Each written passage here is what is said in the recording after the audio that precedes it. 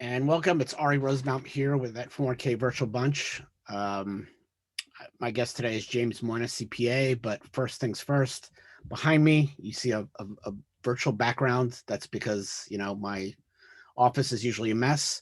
But more importantly, we got some live events coming up in September. First one, September 10th, Busch Stadium in St. Louis. Then we're going to be September 24th, hopefully, in Minneapolis. And September 29th, we will be in Houston, Texas, hopefully. Um, and that's all hope. And our next one of these meetings on May the 10th, we got a special one with Congressman Jamie Raskin, who is a Democrat from Maryland. I have a personal connection with him.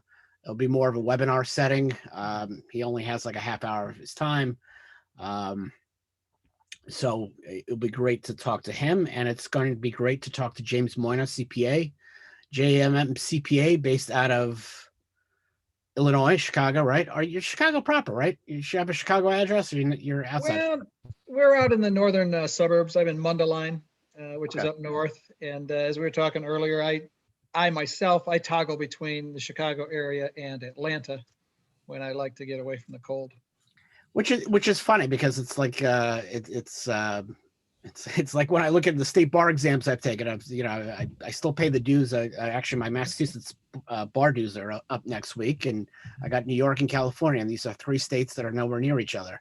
So how'd you decide? Let me open essentially a satellite office in Atlanta, Well, Georgia? for me, the decision was very easy. I enjoy the sport of golf, and you don't get to play too much of that in February in Chicago. So my wife also enjoys the game. So we found a community down south, east of Atlanta, close to a little town that golfers will be familiar with, of Augusta. And found a golf community that we liked and just started going there more and more often, and eventually built a home there. And then as I was there, I thought, I'm going to start developing business in the Atlanta area. And today our biggest client is in Atlanta, and we do actually about 10 audits in the Atlanta market now. So when I travel down there, I have more excuses to go. Let's put it that way. So And what are the quirks of the CPA business that I learned the hard? Well, I didn't learn the hard way, but I find it funny. I don't think it's that funny, but as an ERISA attorney, I can have clients around the country, because it's a federal law. But accountants, I always was led to believe that that was the case as well. And then certain states, I forget which states, started to clamp down on CPA firms where they didn't have a CPA license in a particular state, and started hammering on CPA firms that were practicing outside of their state, which I just find that strange, because as an attorney, nobody bothers me if I have a California client. I mean, I am part of the California bar, but let's say I wasn't. Well, let's pick North Dakota. I don't have a bar license there in North Dakota, but the North Dakota State Bar doesn't care because it's a federal law. It's not state work. But why is the CPA, certain states clamp down on that? I just never understood that. yeah, it's actually eased up a bit over the last few years. It used to be pretty much every state you did business in as a CPA, you had to get a license in that state. And then you had to comply with their CPE reporting requirements and et cetera. And it could be rather cumbersome. But it has lightened up a bit. And in that, many states have started to offer reciprocity. So if you have a Illinois license, for example, you very likely have reciprocity in Wisconsin. So you don't have to get a second license type of thing. They did not offer that before, like 10 years ago. It was not as prevalent. So we operate in 14 states now, and I believe we have, let's say, 6 licenses. The others, there's some sort of reciprocity that covers us in those states. There's actually a website we go to, and we look up, you plug in the state of your primary place of residence and look up where you want to do business and see if you have to get licensed in that state. If you do, you typically just go on to that state's registration site, fill out the information, and of course, send them a check to get registered in that state. So, you got to jump through the hoops, but they have made it a little bit easier over time to do business in many states. Yeah, I mean, with attorneys, we do have certain reciprocity, but it depends on each state. And I know that, Florida, for example, there's no reciprocity. So if I want to move to Florida in a few years, I would actually have to sit for the bar exam. And more importantly, besides the fact that I have to sit for the bar exam, the fees go up the longer you're out of law school. So I think at one Well, yeah, point a few years ago it was $1,500. Now it's $3,000 to take the exam, which is a lot more painful than I think the $350 I had to pay for New York about 20 some odd years ago. So how did you, as a CPA, obviously got the license and all that stuff, how did you segue into doing plan audits? Because that's obviously a yeah. specialty that obviously most accountants don't know, just like most attorneys don't know ERISA. Yeah, so I started my career in the accounting profession in the late 80s at a large national firm, and started doing corporate audits, commercial audits, and a few years into that, probably I don't know, 5 or 6 years into that career, that firm had a group that did plan administration, compliance testing, 5500s, et cetera. And that group was growing rapidly, and they were looking for people to join that division, let's call it, of the firm. So I did. And so I learned ERISA there, doing, balance forward allocations, which some of you that have been in this industry for a while, might know. And I was doing, because I was an accountant, I was doing the trust accounting, the participant allocations, the 5500s. You might remember TRA 86, I believe it was. All plan documents had to be restated. Got involved in that a little bit. So really learned ERISA through that. And then did that for about 6 years. And then the same firm said, hey, we've got a big qualified plan audit practice in the Chicago market, and we need somebody to come and put their arms around it. At that time, it was a practice of maybe 100 or so audits. And they were looking for somebody to put their arms around it and be able to manage it. And they were looking for somebody that knew both auditing and ERISA. And so I was that guy. So I moved to the Chicago offices of that firm, and that would have been the, late 90s, and started running and managing that practice for them.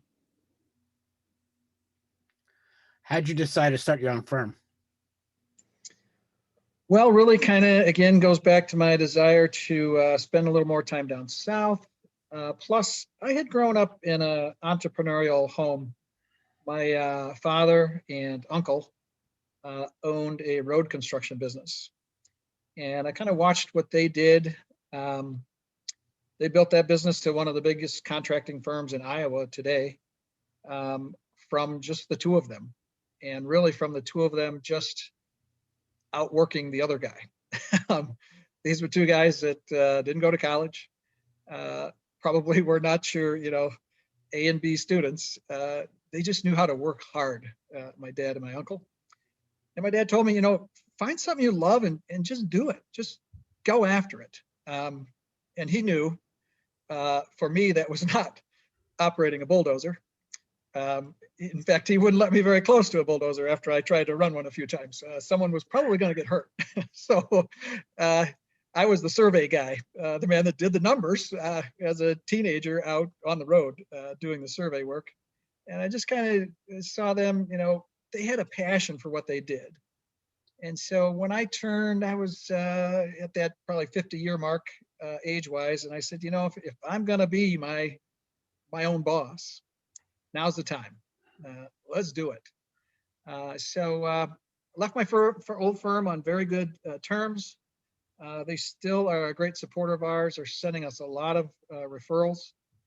So left on great terms and just said, hey guys, I'm ready to go, do my own thing. And that would be auditing retirement plans. And how long ago was that? That was just a little over 6 years ago. Oh, wow. So that's fairly recent. Fairly recent. Seems like we've really come a long way since then. Year one was me and a laptop and some liability insurance, right, and off we go. I think I did about 15 audits that first year. and quickly realized I'm going to need some help to do this. So just started hiring as the practice grew. And we have been and have been taking on somewhere in the area of 15 to 20 new audits per year. We just signed audit number 100 and 101 in the last couple of weeks. Very excited about that. And we're now a team of 7 individuals. So as that work, all accountants or yes, all with some sort of accounting okay. background. One of our individuals also has some marketing expertise. Another one also has some HR expertise. There are 3 CPAs in that group of 7, including myself. So yeah, so some form of accounting background. Our most recent addition was from another firm. Had also done many plan audits there. It's been a great addition, especially this year as we're implementing a new software and methodology, and he's been very helpful in moving that forward. So it's been a great addition to the team, and we'll be adding probably teammate 8 and 9 here before the year ends. So how many audits one accountant does a year? So it comes out to be what, 14, 15? Is that the number? Little more than that. I look at our full-time people to do about 20 each. 2 of our teammates are part-time, closer to the 30, 35 hour a week sort of schedule. This sort of business lends itself very well to an individual that's raising a family. So these 2 on our team are, they've got young ones at home, somewhere in that age of 10 to 15. And they've got responsibilities with, getting them on the bus in the morning and making sure they're where they're supposed to be in the afternoon. And with our work, it's a very flexible schedule. Historically, we would do the bulk of our work out at a client conference room pre-COVID. But that would be scheduled just whatever works for the teammate. So might be 2 days out in the field, 2 days at home, 2 days next week back out in the field sort of thing. So very flexible, family-oriented sort of schedule that our teammates can work. Do you still, when dealing with clients or potential clients, do you still see like, I always thought, firms like yours, I found it interesting that you only did plan audits. I thought that was fascinating, just like I only do ERISA. Yeah. The specialization. Is there a reason why, again, I'm a big fan of specialists. I'd probably want to go to a firm that, only did plan audits. Do people still have that bias where they want to go to a big firm, like a big 4, doing the audit, or their big regional, mega accounting firm? Or do they finally understand the value of, dealing with people who are obviously, this is the only thing they do and they're pretty good at it? Yeah, for the big firm, some clients certainly, want that brand name on their audited financial statement, which is somewhat understandable. But we operate primarily in the middle market. We do have some big clients. Like I said, our biggest client is a publicly traded entity in Atlanta. We do 3 audits for them, and we can serve them really well.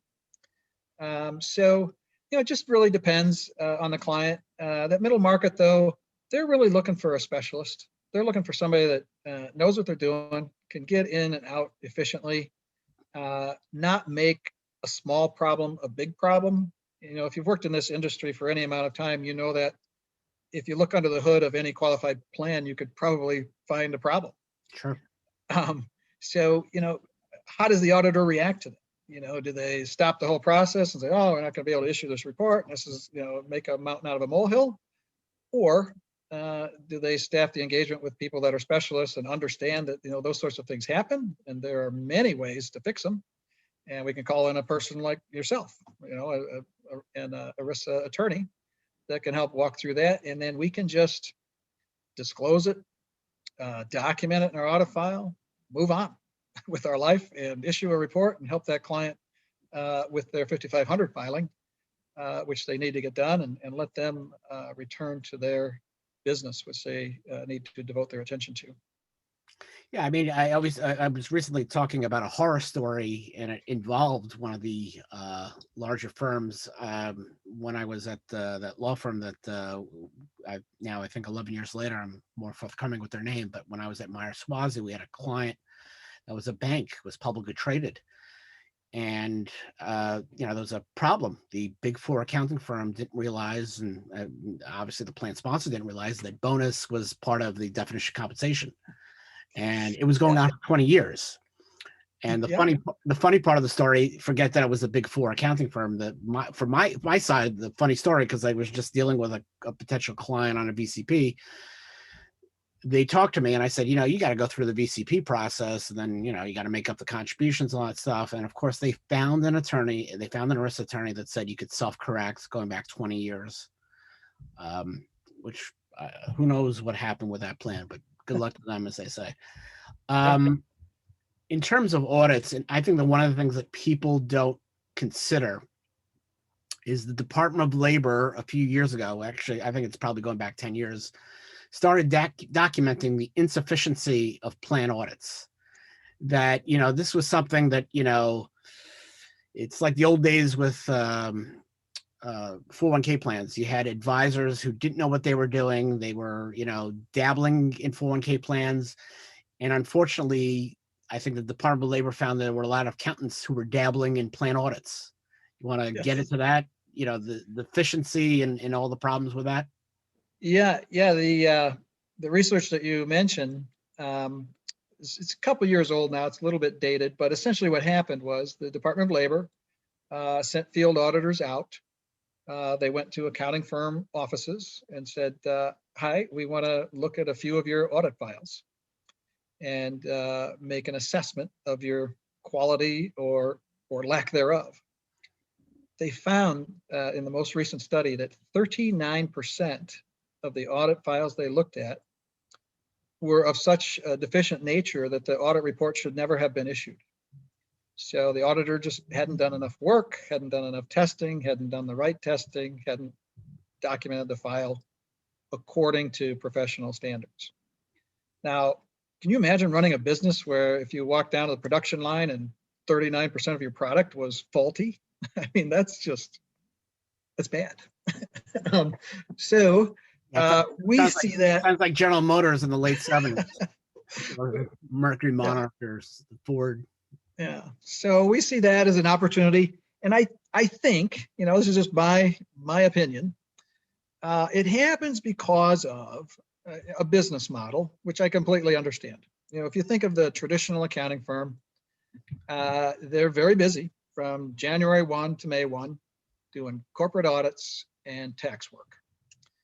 May 1 rolls around, and I can tell you this because I was 26 years with a big firm.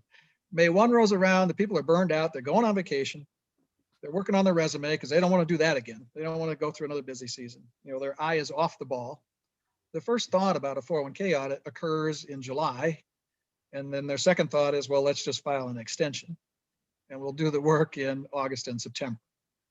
Well, it sounds great, but if there's an issue discovered, you have now compressed that time frame to a very short window where whatever it is that needs to be resolved needs to happen before October 15th. And it puts just undue pressure, I think, on quality, service, all the above. But that's what fits their model. And then, you hit November, we got holidays starting. December, January, they're going to start planning for the next year's audits and whatnot. So there are some times where issues get found, reports don't even get issued. They just blow right by the October 15 deadline. And then that file's probably going to sit till next summer because there's no capacity to touch it until next summer. That happens a lot. Yeah, I mean, that's something I discussed with John Rustin, who has a CPA firm, again, just like you, out in California. They only do retirement plans as well. That's one of the things that I never understood. Why is there always there's so many plans when they have that audit, they just file for the extension, not even bother to try to get it done, not even bother trying to get some of the pieces together. They just send out for that extension, and then you have that mad rush in October. Yeah, it's human nature to procrastinate, right? Use all the time that you're allotted.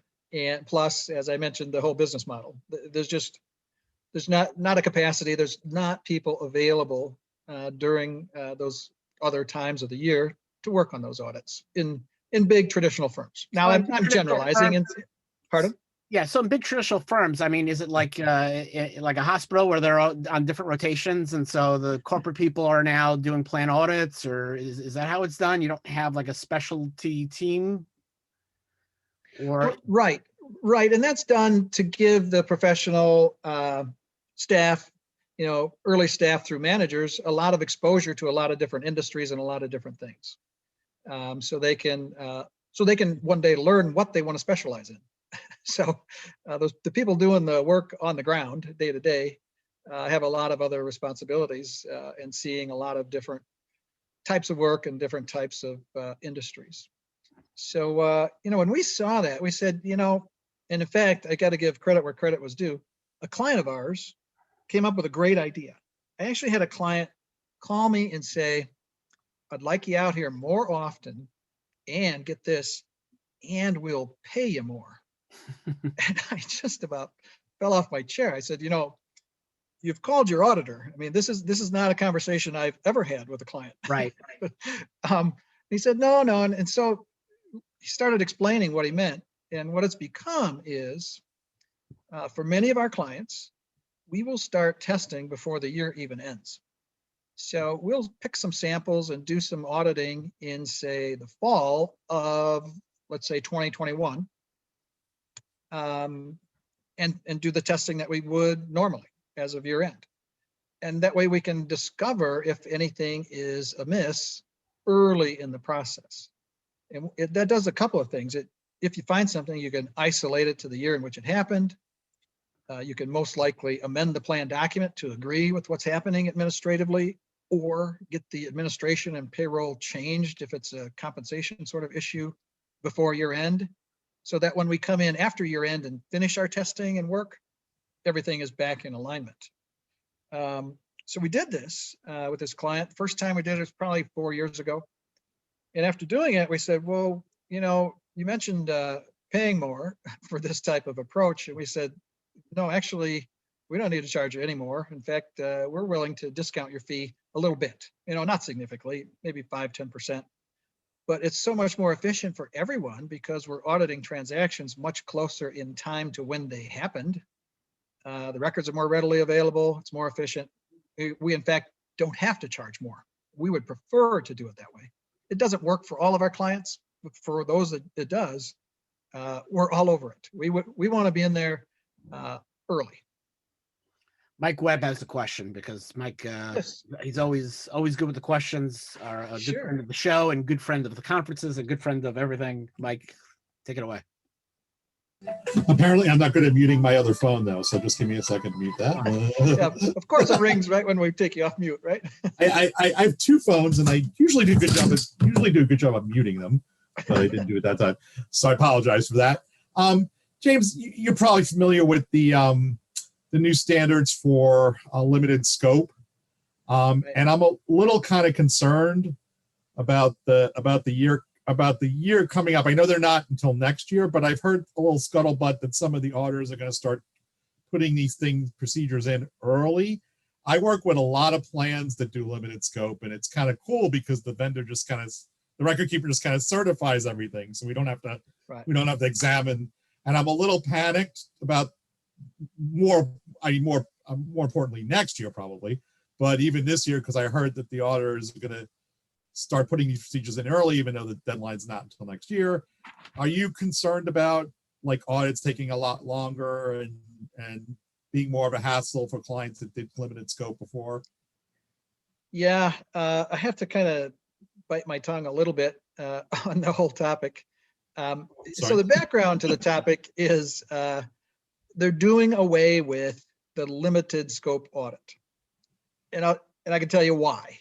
Just because the sound of that, limited scope. There were firms out there that thought that meant they didn't have to do anything, that they get a certified statement, write a auditor's report and footnotes, and they're done. and have actually seen that. So, it's standard in our industry when we take over business from another firm, we have to review what the prior auditor did, or in some cases did not do. Well, there was a big misunderstanding, I guess, because the limited scope opinion actually disclaimed an opinion. If you read it, it's, the auditor was saying, we express no opinion on these financial statements. So some firms looked at that and said, well, great, we're just going to issue a statement, express no opinion. Why would we bother doing any audit testing? Well, the limited scope opinion and audit never was meant to eliminate the testing of participant allocations, distributions, loans, and the contribution allocations to their account. All it was the certified trust statement means the assets are where we say they are. That's really the way I always took it. Well, for the auditor, what it meant was this. You didn't have to test the valuation of the investments. So are they priced right at year end? You didn't have to test the existence of the assets. So you didn't have to send out a confirmation and say, do you truly hold these assets? And you didn't have to test the income earned by the assets. So if you were in a particular fund and they paid a certain amount of dividends during the year, did the plan get credited with those dividends? So those three things, and those three things they weren't very time consuming. Those audit procedures could have been done in 4 hours type of thing, on a plan, invested in mutual funds and commonly traded sorts of things. So it wasn't a huge time saver. It wasn't a huge carve out. But again, some firms misunderstood it because they said, well, at the end of the day, we're going to disclaim an opinion anyway. So we deem these to be very low risk. We're going to put our brand new auditors on them. We're going to use it as a training ground for them because for us as a firm, there's no risk here involved because we disclaim an opinion. So the new standards come along and say, hey, we got to get rid of that term. We got to change things. And in my opinion, to do that, the profession has really pushed a lot of responsibility back onto the plate of the plan sponsor. So now the plan sponsor is responsible for we're still going to get and request certified statements, but it's going to be on the plan sponsor's responsibility to determine if that certification is valid. Well, we ourselves have a little trouble sometimes determining if they're valid. I don't know how a plan sponsor is going to be equipped to do so. But that's going to be their responsibility going forward. And the audit report and communication from auditor to plan sponsor is going to have to include where failures were found. Compliance sorts of issues, plan oversight sorts of issues will have to be communicated in writing to the plan sponsor as to what those deficiencies are and what the ramifications are. So those standards are effective now. Almost nobody's adopting them early. Again, we're sort of a profession that tends to procrastinate, but there'll be a few that want to early adopt. We're not. So they'll be effective coming up in the next year. But I think it's just, in my opinion, has shifted too much onto the plan sponsor, who quite frankly doesn't know much about how their plan operates in the first place. And now they're going to have more responsibility for understanding things that they don't, which again is going to be an area. So I think would be great for plan sponsors to hire specialists that have the time, resources, and ability to go visit a client, get with them on a Zoom call, and walk them through the things that they're taking responsibility for.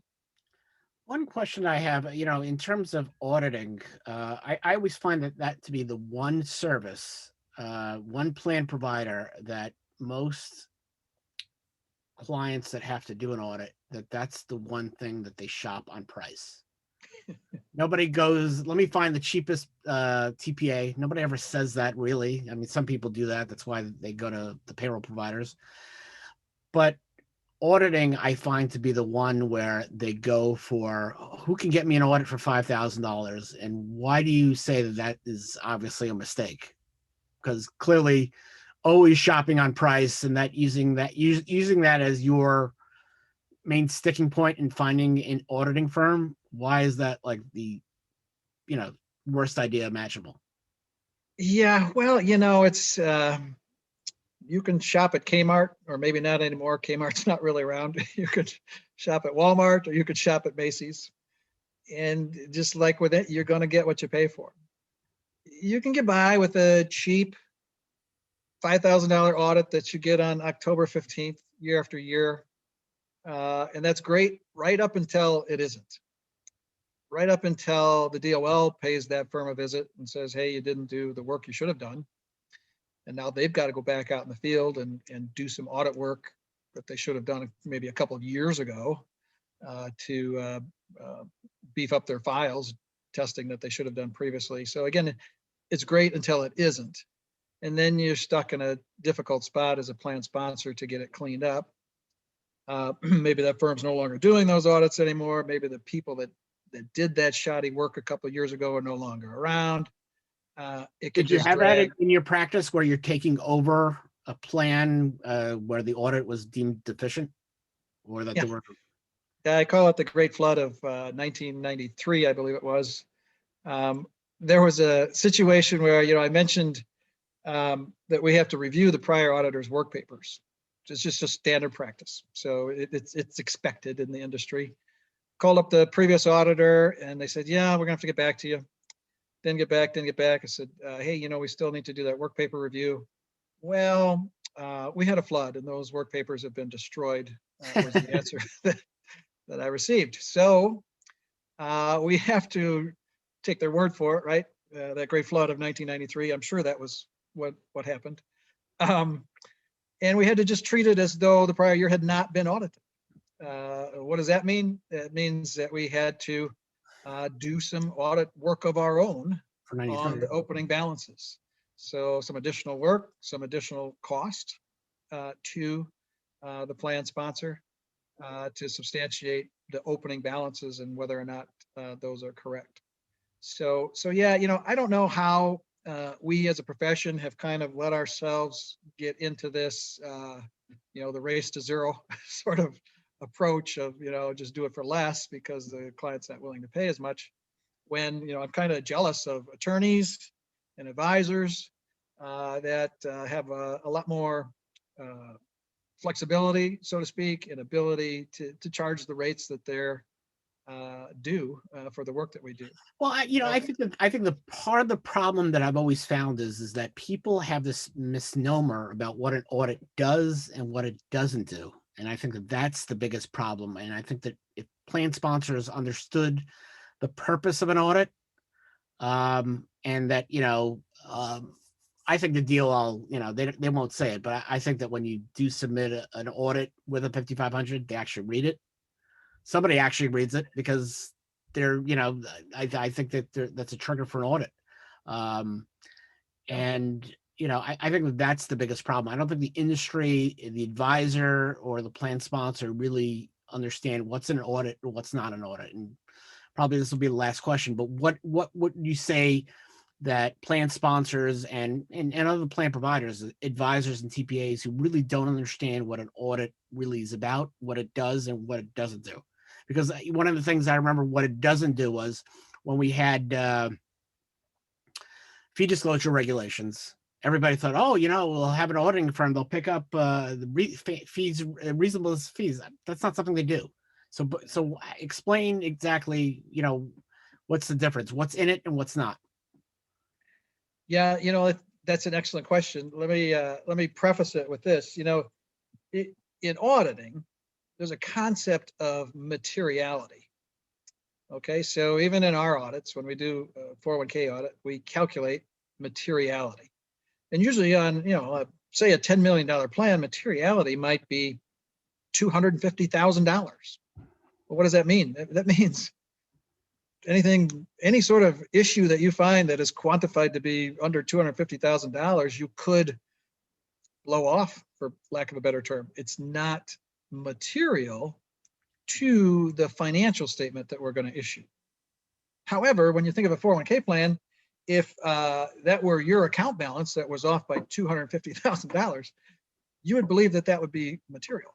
Of course. So there's this fine line that we have to walk when we're doing a plan audit between the whole compliance issue and materiality. So in my mind, yeah, we go through the process of calculating materiality because professional standards require it, but it's almost a check the box, a throwaway.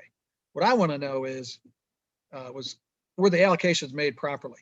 You know, why would it not tie out to the penny? Everything that goes into a defined contribution plan is allocated somehow.